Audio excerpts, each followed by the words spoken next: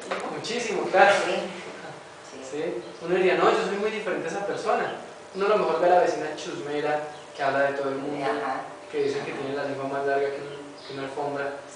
Y uno dice, no, pero es que esa vecina así chismosa, yo no soy así. El periódico les da. Pero ¿qué está haciendo uno? Lo mismo. Lo mismo que la vecina. Sí. Es como cuando yo le digo al otro, no juzgue a nadie. ¿Y yo qué estoy haciendo con esa persona? Juzgándolo. ¿Se entiende? Sí, Entonces, claro. ahí cuando uno logra observarlo, se da cuenta que lo que uno debe hacer es observarse a uno mismo y cambiar. Que el ejemplo de ¿Y a las personas nunca decirles nada? ¿O a veces sí? observar. Observar nada más, pero uno mismo. Saber, es que uno no puede decir las cosas.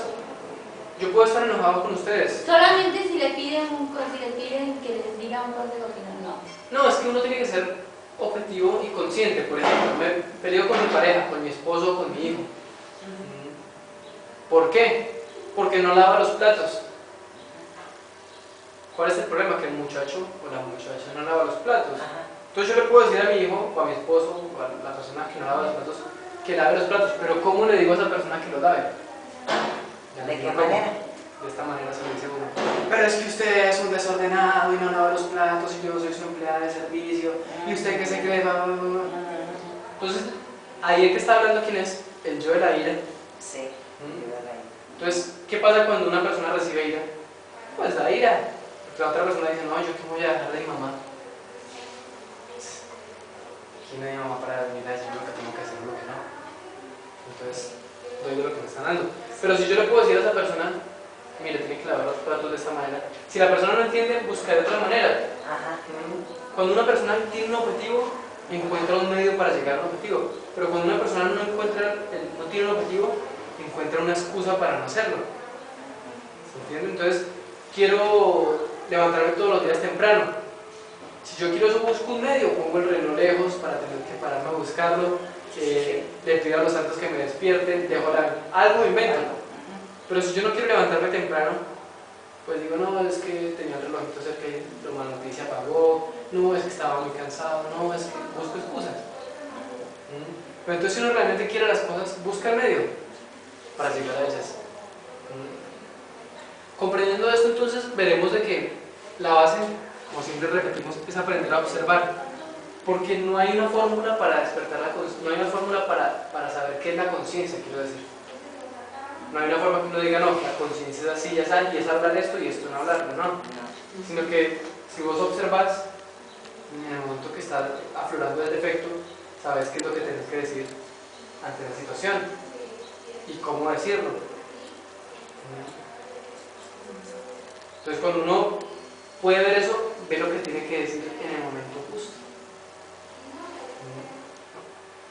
¿Sabes qué pienso que funciona cuando, por ejemplo, vas a empezar a decirles algo ahorita de lo que comentabas de los trastes, por ejemplo, ¿verdad? Y entonces voy caminando ya con la desesperación de que lo haces porque lo haces, ¿verdad? Y entonces ya cuando voy, respira, Graciela,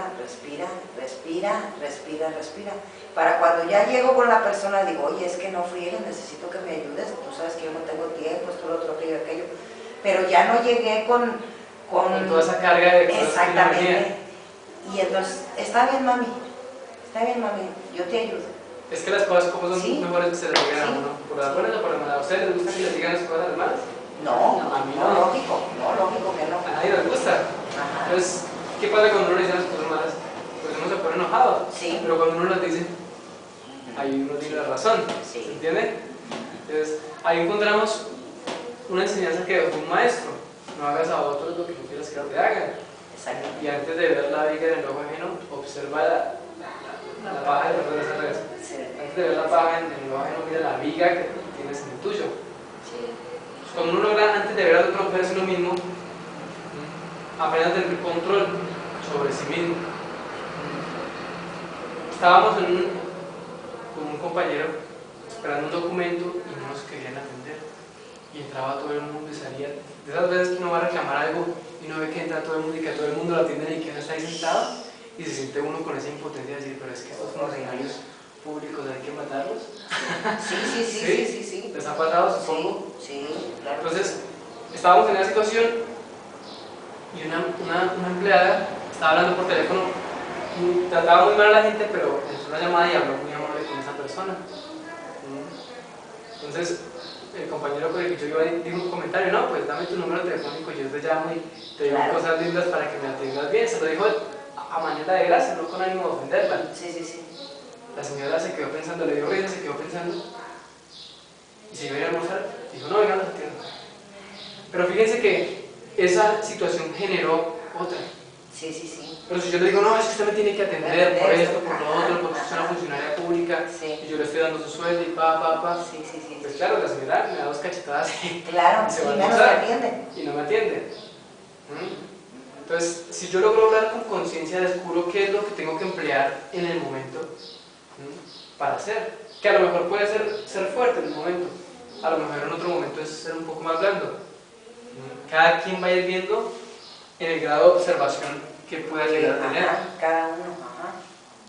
Porque la observación es lo que les va a permitir a ustedes darse cuenta qué es lo que hay que hacer ahí, ahora.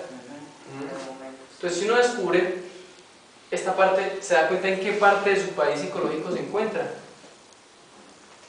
Y se da cuenta que cuando uno está pensando en vengarse, uno está en una colonia pesada de su mundo interior. En una colonia donde uno está pensando en vengarse, en matar, en ver cómo el otro siente dolor. El problema es que uno no ve los pensamientos que uno tiene. Pero ustedes observen cuando están enojados. Uno puede llegar a pensar en matar a otra persona, en vengarse. Uno puede llegar a sentir mucho odio. Lo que pasa es que uno no lo expresa y por eso piensa uno que no es malo. Pero el ego está ahí. Entonces, uno puede pensar: no, yo no soy una persona adúltera. Pues espere que le aparezca la persona que le mueve todo el fuego. Y va a ver lo que sucede. Perdón por la tardanza. ¿Cómo está? ¿Está bien? Buenas tardes.